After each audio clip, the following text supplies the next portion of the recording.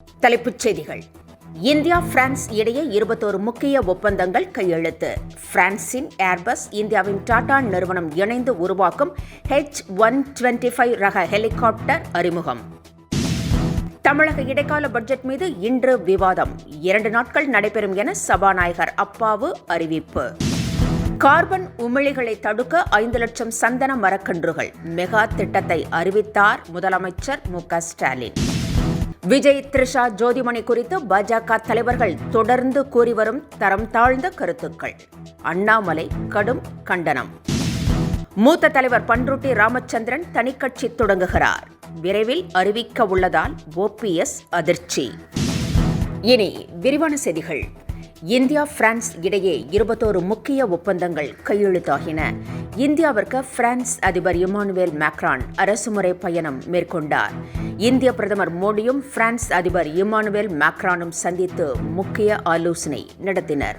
பாதுகாப்பு, வர்த்தகம், சுகாதாரம், தொழில்நுட்ப ஒத்துழைப்பு தொடர்பாக 21 ஒப்பந்தங்கள் கையெழுத்தாகின. இதனைத் தொடர்ந்து பிரான்ஸ் நாட்டின் ஏர்பஸ் நிறுவனமும் இந்தியாவின் டாடா நிறுவனமும் இணைந்து உருவாக்கியுள்ள H125 ரக ஹெலிகாப்டர் அறிமுகம் செய்து வைக்கப்பட்டது. தமிழக அரசின் இடைக்கால பட்ஜெட் மீது இன்று விவாதம் நடைபெறுகிறது. தமிழக அரசின் நடப்பு நிதியாண்டிற்கான இடைக்கால பட்ஜெட் நேற்று தாக்கல் செய்யப்பட்டது. இந்த பட்ஜெட்டுக்கு பாராட்டுகளும் எதிர்ப்பும் கிளம்பியுள்ளது. இதனிடையே பட்ஜெட் மீது இன்றும் நாளையும் விவாதம் நடைபெறும் என சபாநாயகர் அப்பாவு அறிவித்திருக்கிறார். இதனைத் தொடர்ந்து தமிழக அமைச்சரவையில் பட்ஜெட்டுக்கு ஒப்புதல் அளிக்கப்பட உள்ளது. கார்பன் உமிழிகளை தடுக்க 5 லட்சம் மரக்கன்றுகள் நடப்படும் என முதலமைச்சர் மு.க. ஸ்டாலின் அறிவித்திருக்கிறார். 2030ஆம் ஆண்டில் இந்த புதிய திட்டம் செயல்படும் எனவும் தெரிவித்திருக்கிறார்.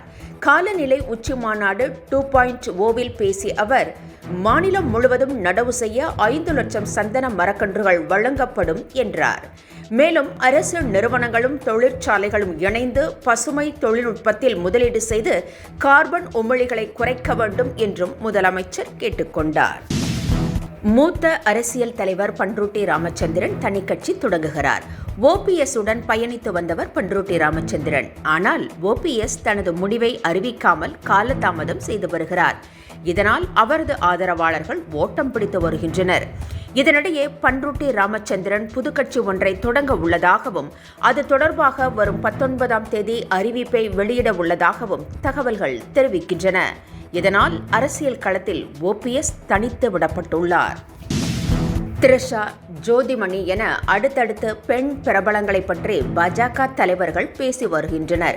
குறிப்பாக விஜய், த்ரிஷா குறித்து நயினார் நாகேந்திரன் பேசியது குறித்தும் பல்வேறு தரப்பினரும் கண்டனம் தெரிவித்து வருகின்றனர். இதனிடையே பாஜக தலைவர்களின் பேச்சுக்கு அண்ணாமலை கடும் கண்டனம் தெரிவித்திருக்கிறார். மைக்கை பார்த்ததும் உணர்ச்சி வசப்படக்கூடாது என்றும் அண்ணாமலை கூறியுள்ளார். யார் இறந்தாலும் பரவாயில்லைதானே முதலமைச்சர் என விஜய் பேசி வருவதை மக்கள் ஏற்க மாட்டார்கள் என முன்னாள் அமைச்சர் RB உதயகுமார் தெரிவித்திருக்கிறார்.